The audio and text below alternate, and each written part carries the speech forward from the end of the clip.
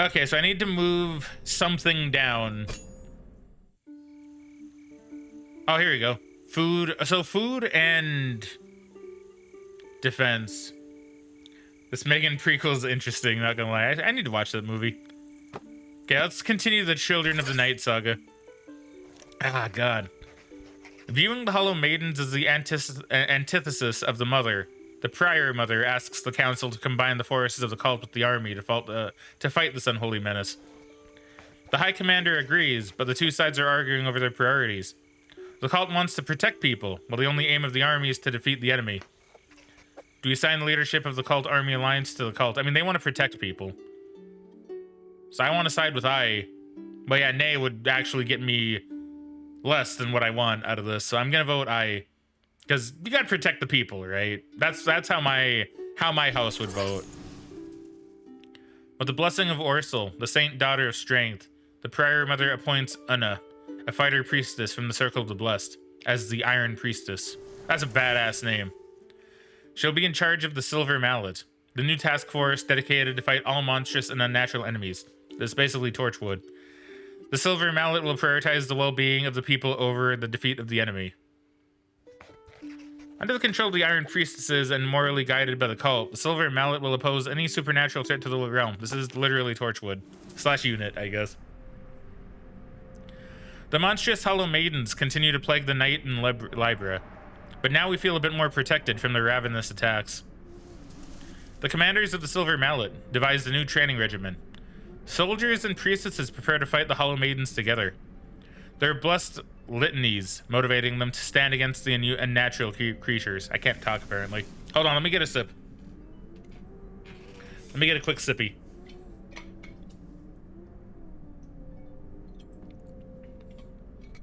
While it costs many lives to fight even one of these fiends, one night the Silver Mallet manages to overpower and capture a holy maiden for the first time. Even though maimed and impaired, the creature is difficult to approach and rapidly hisses at our brave fighters while they put it on a pyre. Only fire can put an end to it.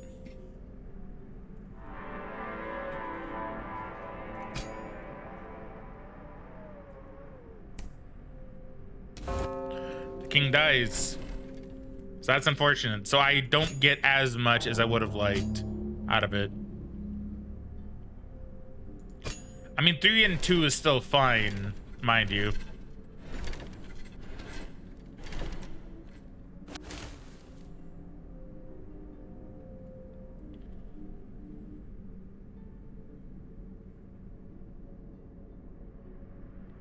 I mean, this isn't really bad. I do kind of like Rebel. I think Rebel is good. But I also need money.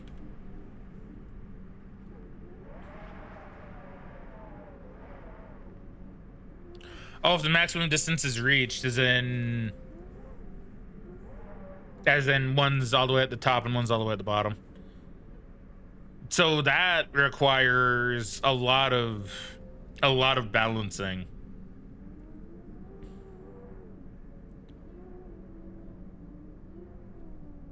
I could try to keep us moderate, but I don't think I'm good enough yet to really be able to do that. And with a house like mine, I feel like it's really hard to keep things in the middle because I want to prioritize the people, right? And a lot of what goes on is prioritizing the people, but I could also use more monies. So I think Extremist is one I need to go for. I'm not going to get any crowns, but I do need money back.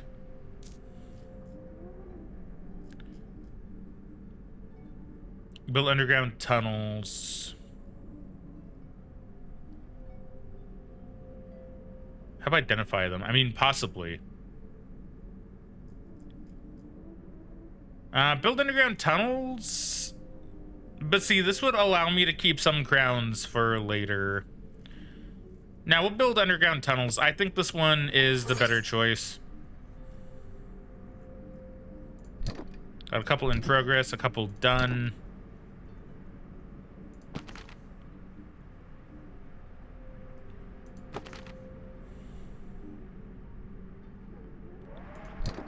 So what's the new one here then? The silver mallet. So food and defense. A group of the Sisters of the Unending have occupied a small village near the Neoref forest, taking the population hostage. They'll exterminate all the villagers unless we surrender. The Wonders of Concord. A book from the Royal Library regarding the ancient Concord Monastery in the Mark of Alwed. The Silver Mallet wants to free the village by force. Do we allow an attack on the Sisters of the Unending no matter the risk? I mean, I want to vote aye for this one. Oh, who's this? We got 2 new houses.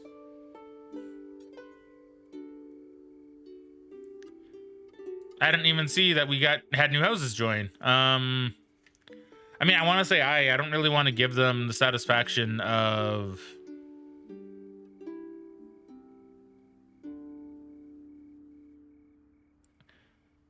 see, this is a toughie though, because like, the Sisters of the Unending are clearly bad. The Silver Mallet want to protect people. This is my logic. The Sisters, or the Silver Mallet want to protect people. So if they think attacking the village is the way to go, then it probably actually is. So I'm gonna vote aye. We authorize the Silver Mallet to attack the Sisters of the Unending. They lay siege to the small village and crush the heretics with unrelenting resolve, but they can't prevent them from killing all the villagers. That sucks. Our scholars discovered that the monasteries of Lorraine and Concord both hide ancient unsettling inscriptions of the Mother. The other ancient monasteries of the realm are now being studied to investigate further. Now was that worth it though? Yeah, it'll make my food go down. So right now I'm getting 7 gold from this. Garrison City. I don't really want to mess with that at the moment.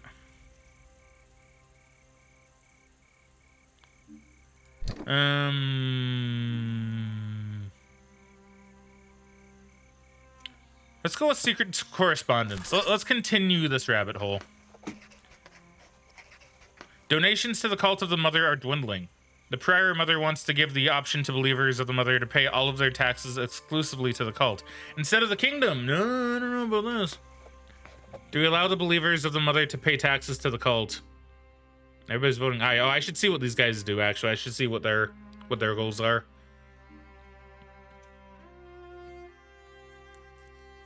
I mean, I don't believe we should. I'm gonna vote nay. This goes against all of my things, like all of my people. But I believe, no, the believers should probably pay their taxes to the kingdom. I feel like that makes the most sense. We firmly refuse to allow an option that would impoverish the royal treasury for the sole benefit of the cult. Tax money is better spent for the people than for lavish gold altars. Yeah, I'm for that for sure. So who do we have on the council now? So we have these guys. So we have you, the Marquise of Dualac. Feel our sting. Before becoming part of the kingdom of Ankis, the previous kingdom of Dualac promptly rejected the many alliance proposals sent by the King of Scale. All this changed in the year 70 when most of the ruling family was exterminated under mysterious circumstances, and the few remaining were forced to join Ankis to avoid chaos. Your people are convinced that it was all caused by an Ankistan conspiracy of treason in order to push you to accept annexation. Although none of this has ever been proven, your people have never ceased to be suspicious of Libra's royal family. You secretly hate them. So they're going to vote against really anything that helps the crown. You always try to accuse Libra of your problems, complaining about everything. You pretend that your lands are poor, even if there is a rich trade of timber down by the river, essential for the construction of ships and buildings of the kingdom. You complain about the northern raiders, even if you only have a small border to defend, while the rest is covered by forests. Your family thinks that you are treated differently from other nobles, and you have been persecuted for generations. You like Ankis' royal family to pay for the alleged errors that were made against your Marquisate from the first day you were annexed to the realm. And then we have the pig people here. Torque. Hit hard. We can take it. Seeking support from a bigger and richer country to help contain the frequent assaults of raiders coming from beyond its uncertain northern borders. Torque joined the kingdom of Ankist in the year 75. It is a poor place where the central authority struggles to survive, tormented by incursions from barbaric Scaram tribes that live in the hills at the foot of the Flora Mountains. If Libra and the whole of Ankist can sleep peacefully, they owe it to your brave and proud people, forged by many battles in the hostile climate of your territory. Thick clouds cover your homeland during winter, when extremely long nights produce endless horrors. Animals' carcasses are found ripped apart in unnatural ways. The remnants of dark and obscure rituals perpetuated by ominous cultists are found in the countryside, and shadows agitate the vast forests. Torkins, however, are not intimidated and always react to any threat in the same way, by fighting. The courage and resilience of your warriors is also incarnated in your family, who have joined its warriors in battle on the front lines for generations. You often lead hunts for cultists and other horrors to protect the population. Despite your fighting skills, you never find pleasure in taking someone's life, and you fight only to defend your people. No one is sent to die in battle lightly, as your population is scarce compared to the vastness of your territory. Everyone does their part in Torque, from the warriors to priestesses, who often go on the battlefield to bless the soldiers. In some rare extreme cases, they even join the fight. Your aspiration is that everyone would unite to fight the horrors and the dangers that infest the world, and that Torkins are not left alone to shed their blood to defend it. So very warrior-like people.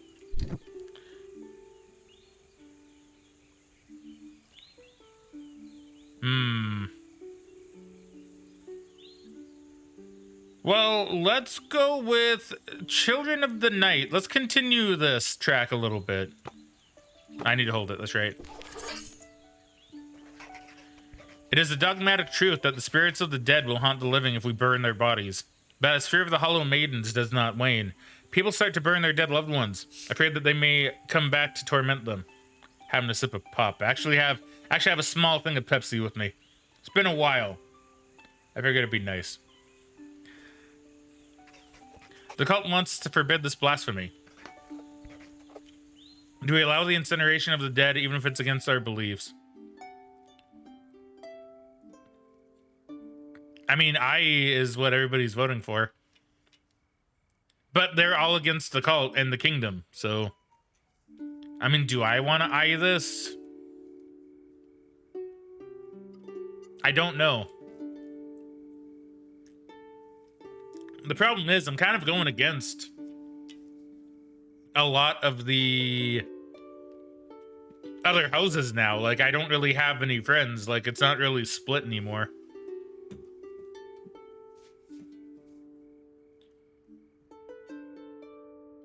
And I'm here to get money, so I can't really vote nay. But I think I'd vote aye anyway, to be fair. Like, if that's what they want to do, if that makes them feel better, then who's the cult to say, no, you can't do that, right? We allow this new custom to expand, though the cult disapproves vehemently, and the Prior Mother states that she believes our customs are becoming barbaric. But despite this, the people feel safer. Hygienic funerals. Ever since we began allowing the dead to be burned, the incidence of disease in our cities has decreased. So, you know, that's pretty all right. It's working out for us in our favor, really.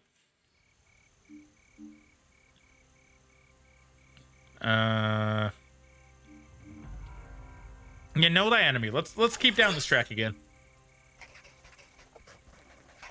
Gutlab, a disgraced and exiled Enkali clan leader, approaches our diplomats. He's plotting to overthrow the current king of the Enkali, Kaisar, and he's asking for our help.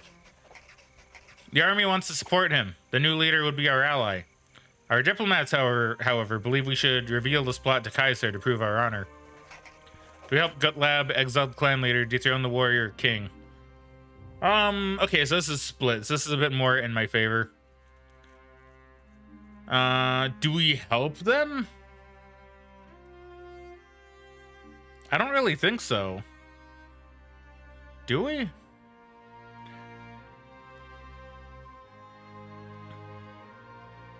I mean, he would be an ally. And the thing is, they're all about the strongest, right? So really, but then again, he's getting help. He's getting help, so is that really proving he's stronger?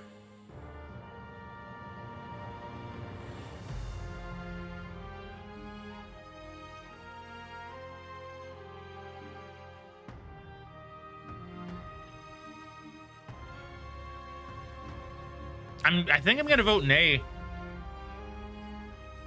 I don't think we help. I don't think we help the exile.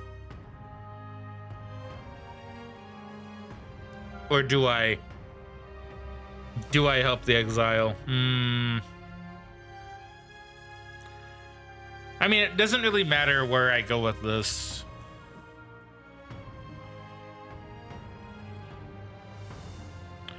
What would I do in this situation? Okay, let me think about this. What would I do if I were in the situation? What would I pick? I would pick... I'm trying to think about their customs, because their customs are probably going to matter a lot for this. Because is it strong to ask for help? I am guessing no. But is it also like... I'm going to vote nay. Our diplomats denounced the plot to the king of the Inkali, and Gut Lab's rebellion is suffocated before it can even start. Kaiser praises our truthfulness and honorability. As a result, our diplomatic relations with Inkal greatly improve. Commercial trade and cultural exchange flourish. Our recent actions prove to the Inkali that we are honorable. After centuries of mutual indifference, we have a fruitful yet fragile cultural and business relationship. Red iron becomes abundant in our kingdom, including weapons for our army.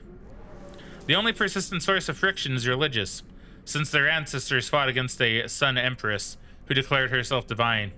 The Inkali abhor the concept of religion. This causes occasional incidents of the most devout of our people. Because of this, the announcement of a planned marriage between Edgarn, brother of the Duke of Cordran, and Lyra, daughter of the warrior king of the Inkali, causes a sensation.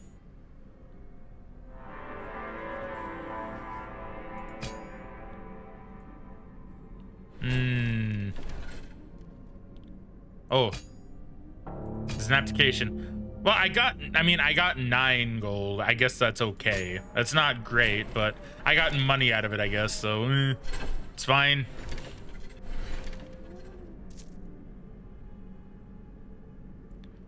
So up to 21 gold, huh? I think we'll go with another rebel king. I think rebel kings are pretty nice, really.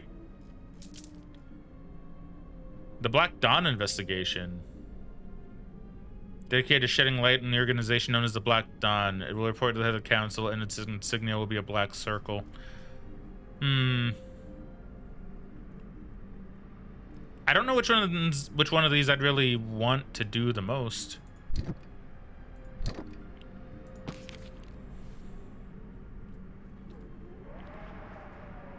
Now, do I want an alliance with these guys? I mean, they're not a part of the council anymore.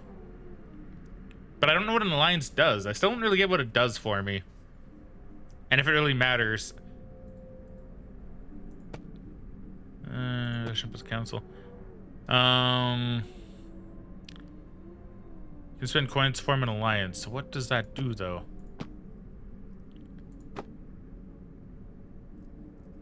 What do alliances do for me? Emily's chosen from among all the houses. So when a king dies, that happens. So maybe even letting the king die isn't necessarily a good thing.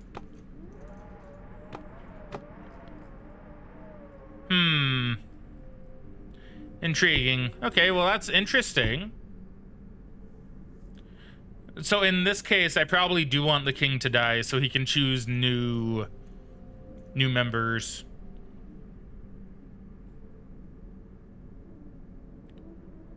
Yeah, okay. I think that makes sense. So in this case, I want to let the king die. I don't really want to keep anybody else on the council. Know thy enemy. So we have new ones all over the place. An honorable alliance. So we have a lot of honorable alliance stuff.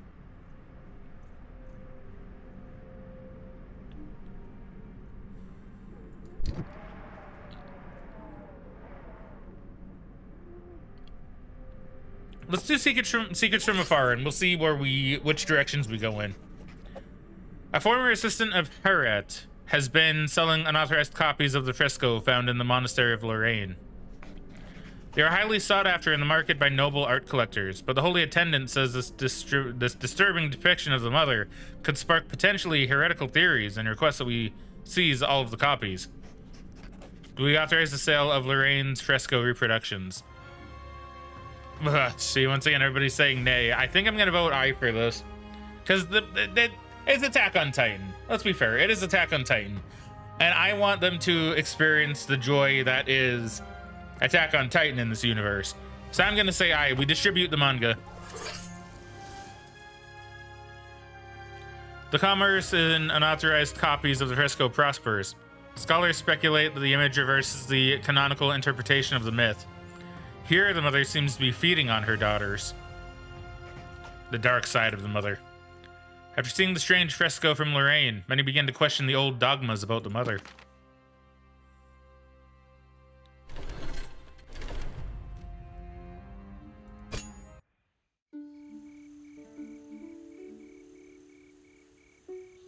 Do we do Vendus? I believe we do. Tilga, a renowned scholar from Vandus, publicly revealed a shocking discovery. The alleged prophetic skills of the Ashers are real. The librarian chancellor claims that this could be a major breakthrough and suggests we should all start eating ash bread. The people are terrified by the unnatural nature of Ashers, though, and many never accept it, and may never accept it. Do we publicly condone the consumption of ash bread? I mean, so far, it hasn't really done us any wrong, has it? So I vote aye. By royal decree, the consumption of ash bread is condoned. Many scholars, nobles, and public officers start eating it, and the gray marks of Ashers cease to be a social stigma. Even though not all people consuming ash bread develop divination skills, our society benefits from the invaluable information provided by the soothsaying Ashers. As the divination skills granted by the consumption of ash bread have been publicly condoned by the king and council, it becomes a widely accepted practice across the realm. Even though not all who consume ash bread develop divination powers, with the stigma on the gray mark gone, even council members openly consume it before difficult decisions. A new council member, the Royal Seer, is created to report on all Asher-related matters. Thanks to the wide adoption of divination, the kingdom's knowledge grows rapidly. Even the librarian chancellor reveals shocking news. She's secretly been an Asher for years. She found a way to avoid the gray mark by keeping ash bread consumption at a minimum, but still retains some divination powers. So, we've kind of succeeded in our grand ambition, right? Because now it should be more common for people to, well, be okay with the Asher. So we should be good. Last chapter of each storyline will award cohesion or dissent points. These represent the amount of order and chaos in the kingdom, and they will serve as a starting point for the uprising. Okay, so because of this, I got cohesion points. Which makes sense. I want the kingdom to be more unified. Oh. Well, that's fine. As long as we keep this a bit more in check. So this might be a little bit more difficult. The Seer Society. So we have the Seer Society. I mean, we could do this one as well. So I have a few that I could work on. Castle Library. Probably not this one, though. We'll do the Silver Mallet one. Our scouts followed a Hollow Maiden to her lair. The next night, when most of the Hollow Maidens leave to hunt, the Silver Mallet attacks with its full forces. After a gruesome battle and the sacrifice of many, Celestina is captured with many Sisters of the Unending, and a little girl who looks just like her, probably her daughter. The mallet wants to execute them all, but the first judge says that the little girl should be spared. Do we spare Celestina's young daughter? I kind of want to vote aye on this one, because she is just a child. Let's be real. She is but a small child and probably isn't deserving of the death penalty for what her mother did. So we spare the daughter.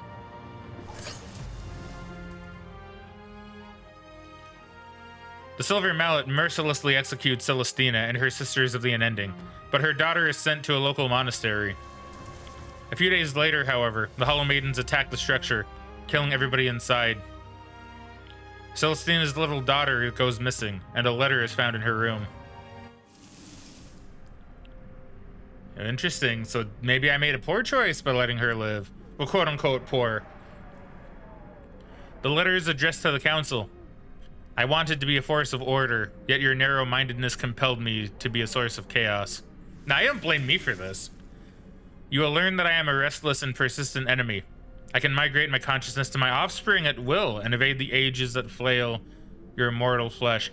So that's what she meant by immortality. She can move, so she doesn't live forever. But she can migrate. Okay, migrate her consciousness. You think you can fight me, but my plan spreads across centuries while your rule is flickering. Eventually yours, Celestina. A few months later, we received news that the immortal Celestina and her monstrous Hollow Maidens are infesting the Acacia Woods, south of Clediff, in the Mark of Alwed. Hunting parties try to purge the unholy monsters, mercilessly slaying innocent trespassers, but they either come back empty-handed, or do not come back at all.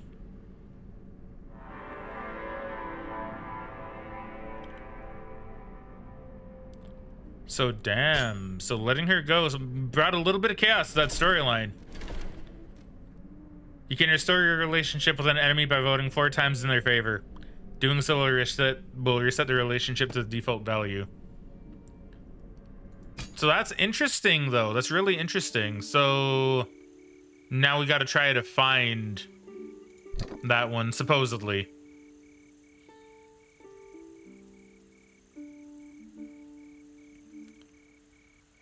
So this one messes with everything I need to move.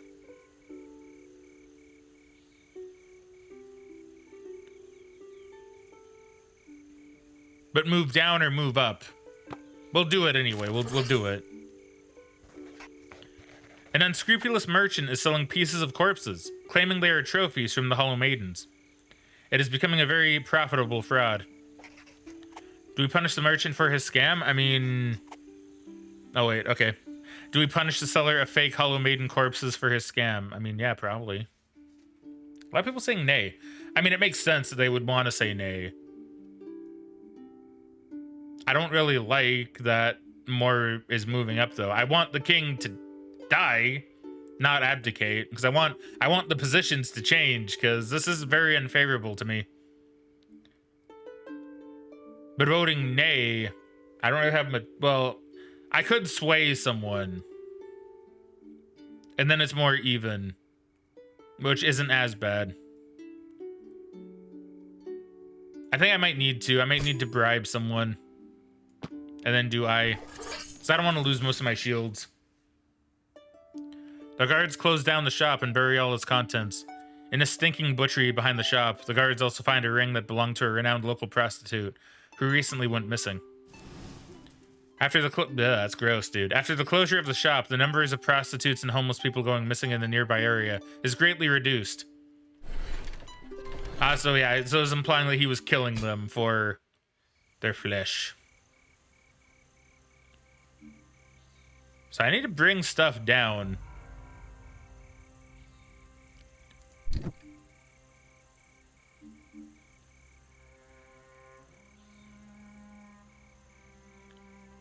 So I'm having too many things go high. I need some stuff to come down so I can get more crown points. Brachus, a deserter from the expedition that managed to escape and miraculously return to Ancus alive, is found by the guards at his home in the village of Pike Mackin. Some say he should be made an example of, but his family asks for mercy. Do we execute Brachus the deserter? Yeah.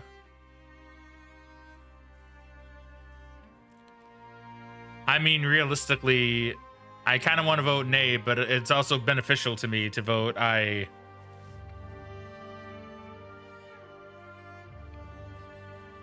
See, it's kind of the sad thing. But like he is a deserter though. Like, you know, it's not like it failed. He just deserted. Yeah, we execute Brachus.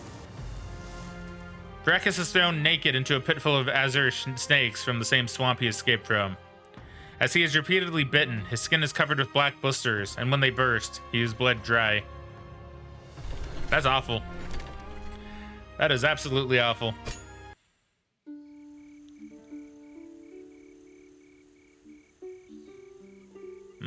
Haunted by evil.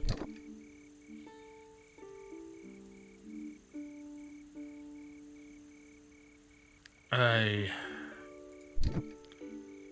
don't think I'm gonna be able to get the king to die. So I don't really have anything that helps me move anything down that I would want to move down. Well, I could move this down more, I guess. Potentially. It may also move up, but it potentially moves down. Which wouldn't be a negative.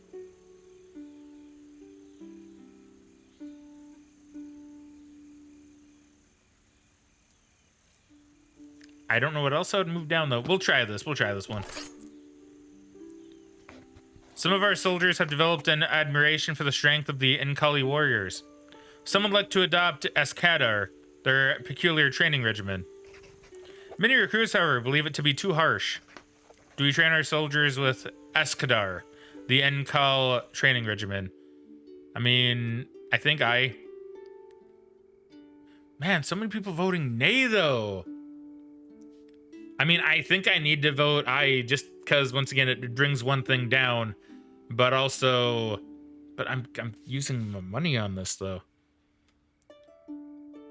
I need the king to die. See, this is really the only issue.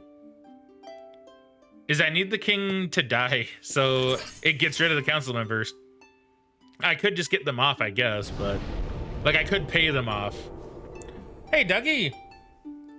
Welcome back to the stream, friendo. How you doing today? And thank you very much for kindling the bonfire with your subscription. Really appreciate that. Wow, for 9 months. Man, it's really been 9 months already. Man, it feels like just yesterday when we started talking. Well, hopefully you're doing good there, friendo.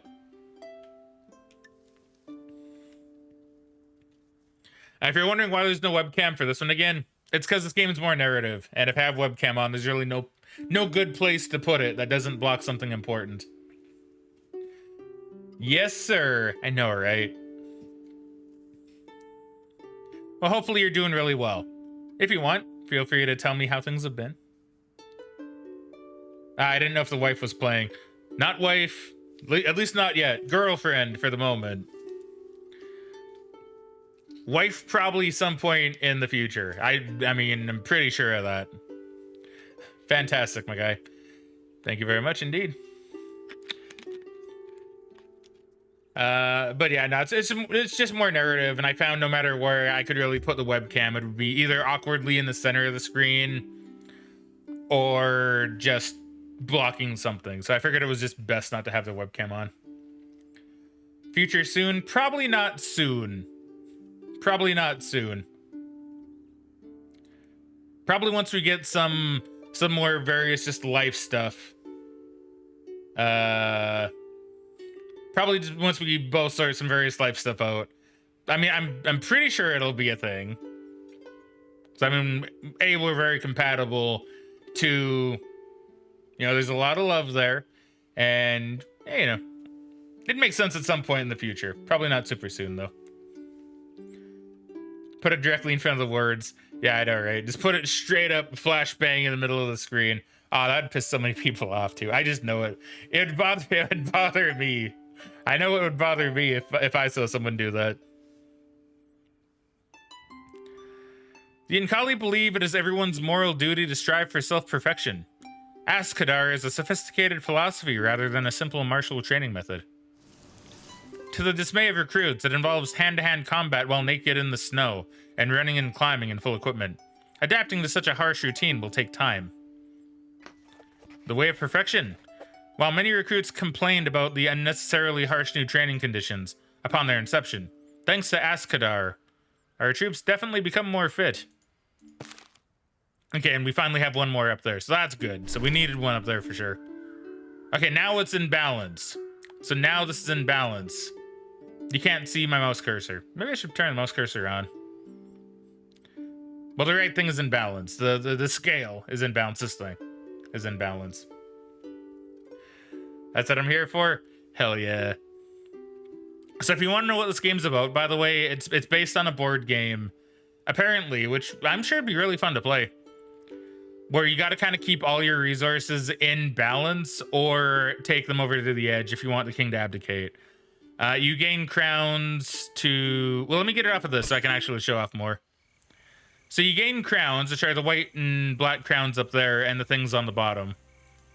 And you use that to get your preparations going.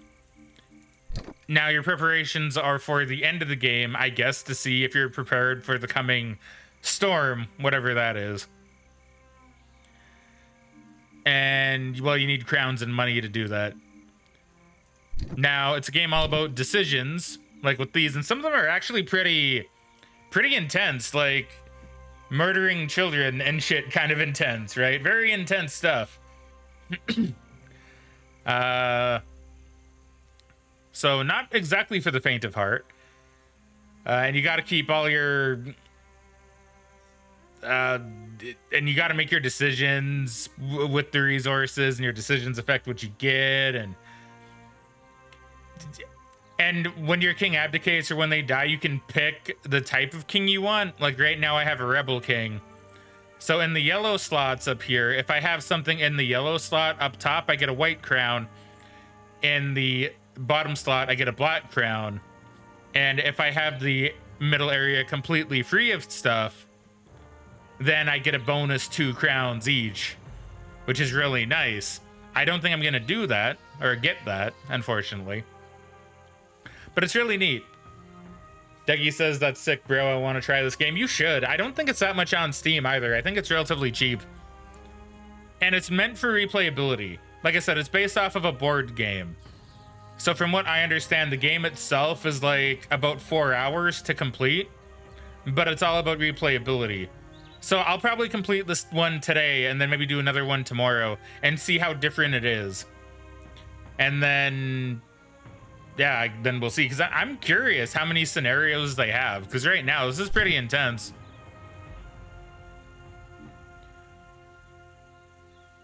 So let's go ahead and do the Scarlet Tide.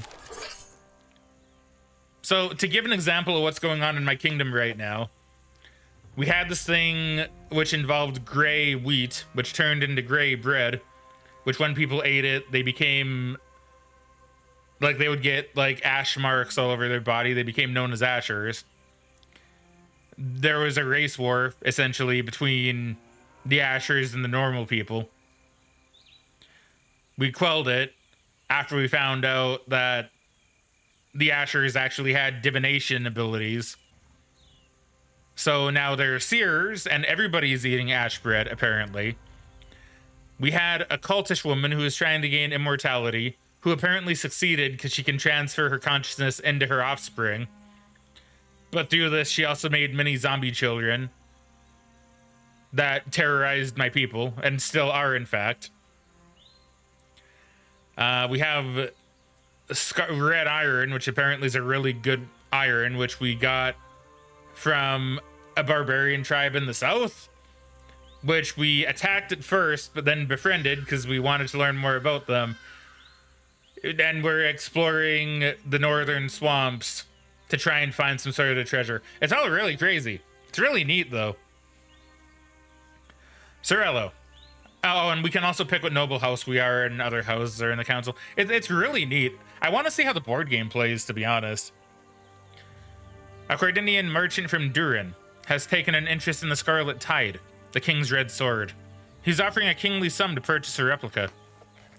The army, however, has grown attached to its new symbol. They would not like to see its symbolic value tainted and diluted for the caprice of some lazy Codinian merchant. Do we allow a replica of the Scarlet Tide sword to be made?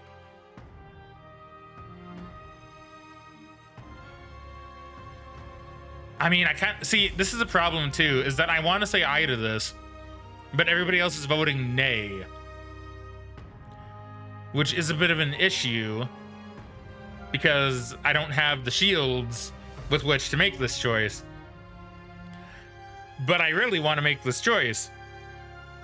But it's also costing me my money to do it. So I'm going to get a bribe in.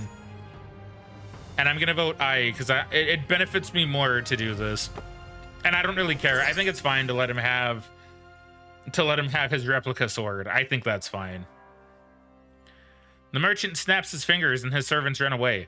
A few minutes later, they return with a huge chest. When we open it, we find it full of the purest bright diamonds. Ideal to replicate. The sensational sale of a replica of the Scarlet Tide gave birth to a new kind of item to trade. Expensive replicas of renowned unique items are produced and sold each day to rich nobles and collectors. So we started the cosplay replica weapon industry, basically. So see, right now we're getting a decent amount of crowns. If I can move this resource up, the castle resource, and the food resource down, then it should be a pretty even split. Hey, welcome back, Backwards. Oh, the king was dethroned. Okay, never mind. The king was dethroned. I mean, we still got a lot of stuff out of it. I wonder why he was dethroned. Maybe his time just came up. I'm not real too sure. I don't think it did, but whatever. Why do I have skull shields? And why did I have an achievement called Born to Shine? Start a reign with your more resources and positive balance. For every step between high, I could use the money, but I potentially want more crowns. I don't really care which. I could go with Rebel again.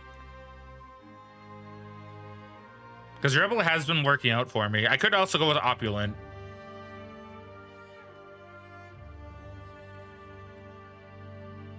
But do I want more white crowns than I want black crowns, though? Because, I mean, this is an easy one to make, though. This is an easy choice.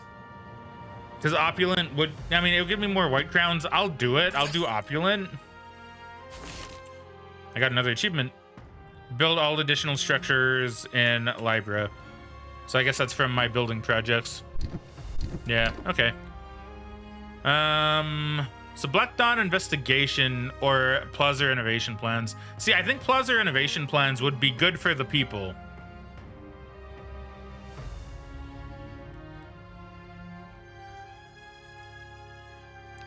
So I will do this one. We'll fund the Plaza Renovation Plans. So unfortunately, these guys are still on the council, which is bad. And I have 2 enemies here. So that's not too good. I need to remove these ones from the council, but I need money for that. I'm 1 gold short from being able to do it too.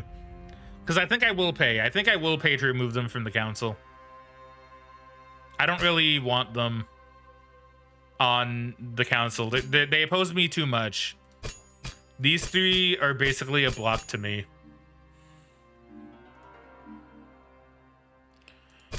Oh yeah, and another cool thing about this is we have goals that we need to make. So we actually fostered a society of equality in the kingdom, probably because of the Asher stuff that we did. Now, we didn't build the Great Orphanage, but I thought we did, though. I thought we did do that. Or did we build the Grand Orphanage, and that's different? Maybe that's different.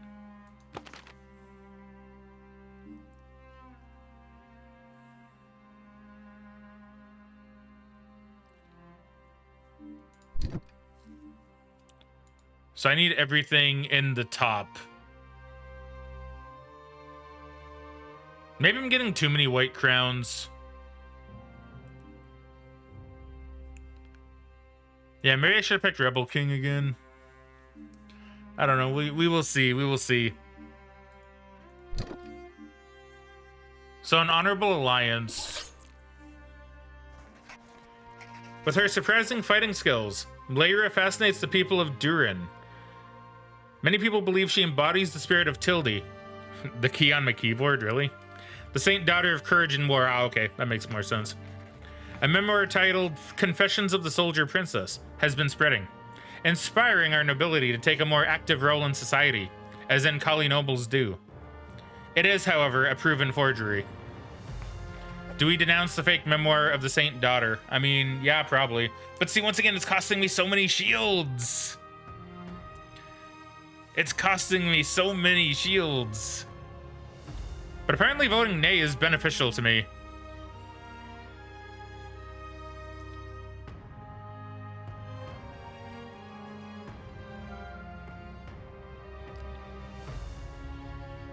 Well, I mean, that makes it go up. That is beneficial to me, so I will actually say nay.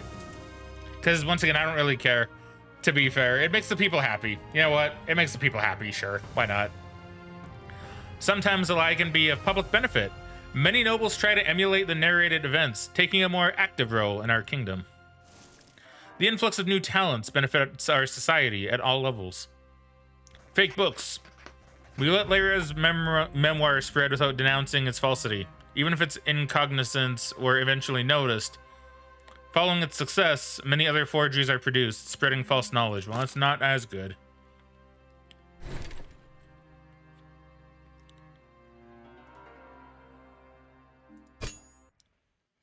So right now, this is pretty okay. But I still want to keep them, well, I don't know. Either way, like, if the king abdicates, that's fine. If I keep the king until they die, that's also fine. I guess it doesn't really matter too much. Haunted by evil.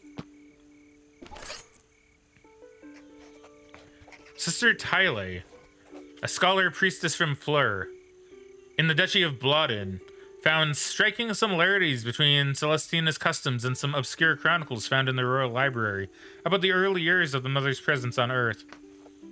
She wants to go to the monastery of Lorraine to investigate, but it is very close to the area of Celestina's secret hideout. Do we escort Sister Tylia, scholar priestess, to Lorraine's monastery? I mean, I believe that's a good idea. Literally nobody voting nay on this. Literally no one. I mean, I'll vote aye then. I want to do it anyway, so it makes sense. Sister Tylia leaves for Lorraine, escorted by our knights. However, they are attacked by 3 hollow maidens while on their way. Most of the knights sacrifice their lives to hold the maidens and let Tylia escape. What she discovers in Lorraine sheds a disconcerting light over the figure of the mother. So we're also dismantling our religion, apparently. Tylia has completed a thorough study of what appears to be King Amen's own words. The most interesting parts speak of the mother's 3 rites of blood: creation, transfusion, and infection. It also outlines the circumstances that led to the end of her kingdom. Spirit resides in blood, and the blood of the same family line can allow one's consciousness to move to another body. To allow the transmission of the spirit, the blood of mother and daughter must be mixed within the womb. The ritual requires a long yet thin needle, which ought to pierce the abdomen of the pregnant mother, right where the placenta is. Oh. Sometimes after solving a dilemma, the scholars of Libra will discover a mystery. Mysteries are important discoveries that shed light on past kingdoms and civilizations. Each storyline has its own mystery to uncover.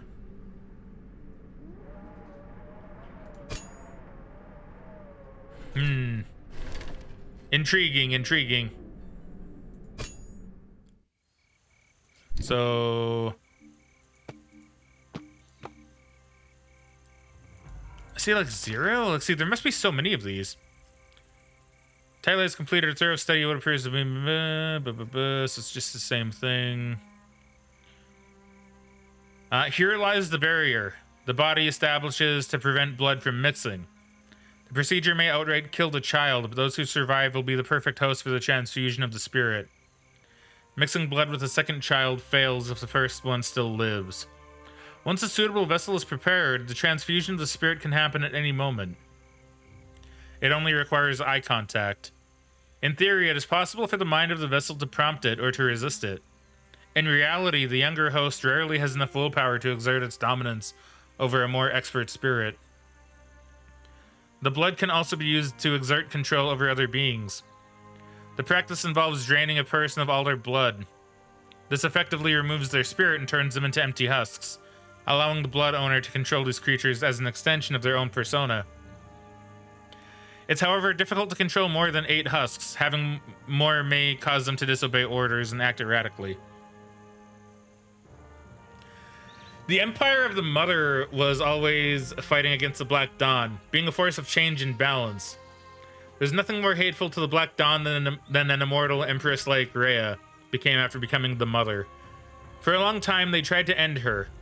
However, breaking up her empire was difficult, as her 8 saint daughters, 8, so you noticed that, right? Acted as her generals in different parts of her empire, and they could not be bought nor persuaded to betray her. Ultimately, the Mother's rule was brought to an end by mere chance. She was unable to give birth to a daughter. She had one last child, her first and only son to live to adulthood. Me. She is me. I am her. Rhea, the immortal mother, living her last life as Aman, a man, the first king. That's interesting, man. That would absolutely break the religion, wouldn't it, if that got out?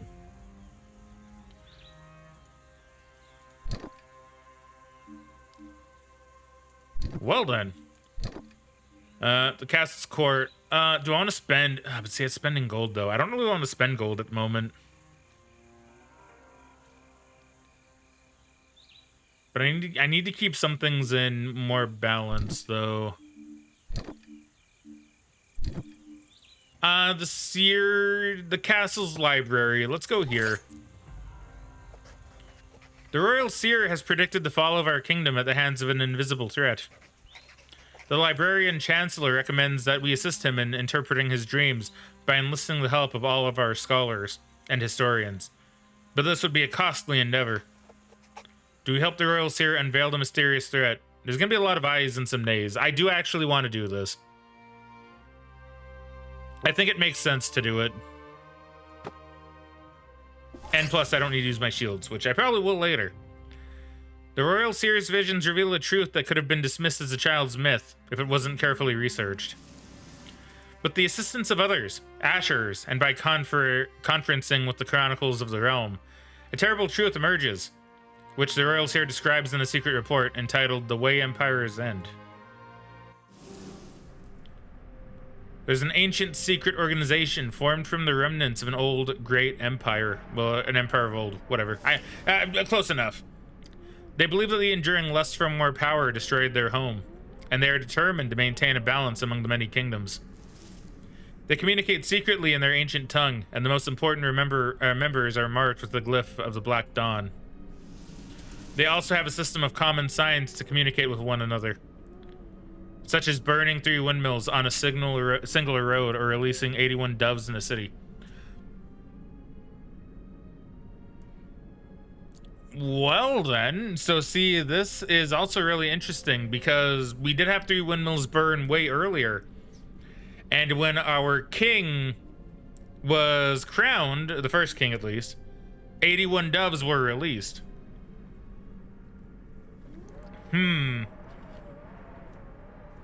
So this goes hand in hand with everything that's been kind of happening.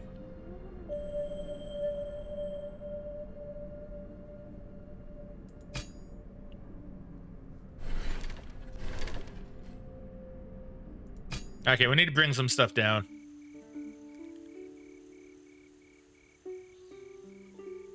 But only a little bit. If I can bring morale or my defenses down, that would be nice.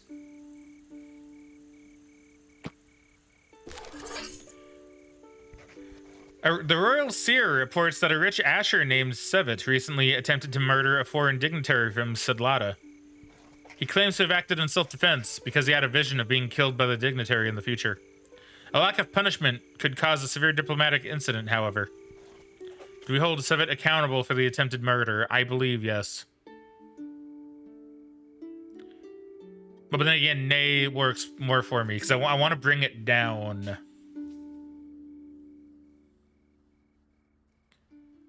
I think I'm going to vote nay. I mean, so the problem with this is I kind of need to say nay. And also, I mean, he did have the vision. I mean, really, I guess he should be held accountable, but he did have the vision. So, like, and as we've seen, the seers, they do know what they're talking about. They become a big part of our society. So I'm going to say nay. Don't hold him accountable. Had Civit not acted, he would be dead. Thus, we rule his act as a self-defense and release him. The kingdom of Sidlata is not pleased by our decision, but given their rather weak economy and army, few bother listening to their complaints. Following Civit's successful claim of preemptive self-defense, such claims become a common excuse for crimes, hampering the lawful exercise of justice. I mean, not everyone can claim to be a seer, though. To be fair.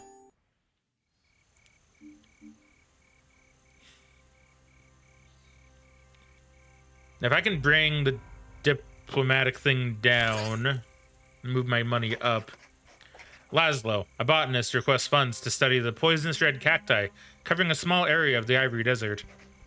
Some believe them to be the tears left behind by Ursel, the saint daughter of strength, when she took the burden of human brutality upon herself to free us from it.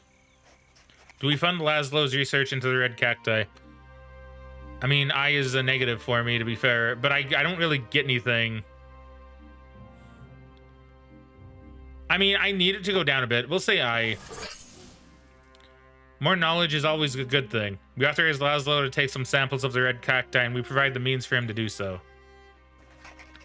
Laszlo discovered that the cacti are very sturdy and need little water. They can grow almost anywhere, and if boiled, prove to be healthy and nutritious.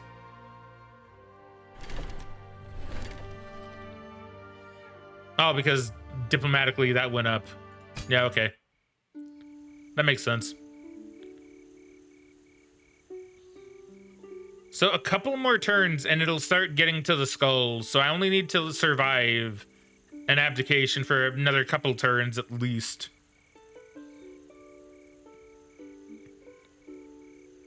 So if I can bring diplomacy down, that would be good. Fighting beside the Silver Mallet has persuaded many priestesses that the favor of the mother requires not only intellectual devotion, but also physical perfection. Thus, many monasteries begin training their acolytes with physical exercises at the expense of the sacred texts. The holy attendant urges us to restore traditional Mosaic education. Monastatic? Do we stop the monasteries from adapting the Silver Mallet's exercises? I need it to go down, so I'm probably going to need to say nay to this.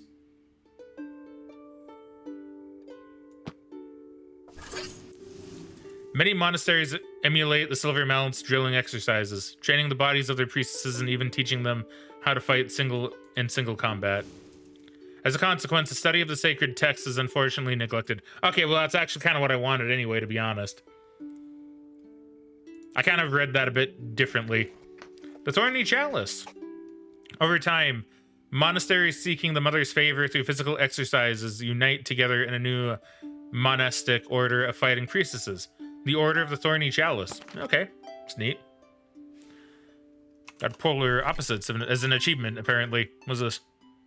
Become enemies with the council 3 times.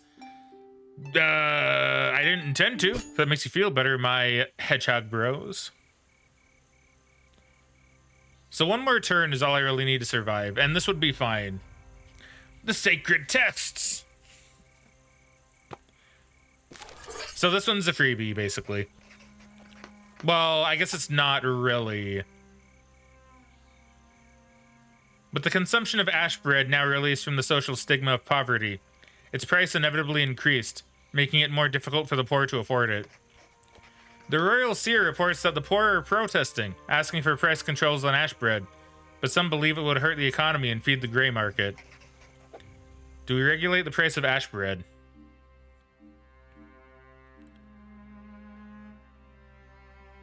I mean, now this is a bit of a tough choice. This is technically better for me, but well, this might technically be better for me. I'm gonna say we regulate the price of ash bread. I think it's beneficial for everybody. A maximum price is imposed on ash bread. With such high demand, though, some merchants look to increase their profits by also selling ash bread on the gray market. But at least the amount available on the regular market can be more easily acquired by the poor. With cheap access to ash bread, guaranteed to all by royal decree, the positive effects of a divinating population benefit our whole society.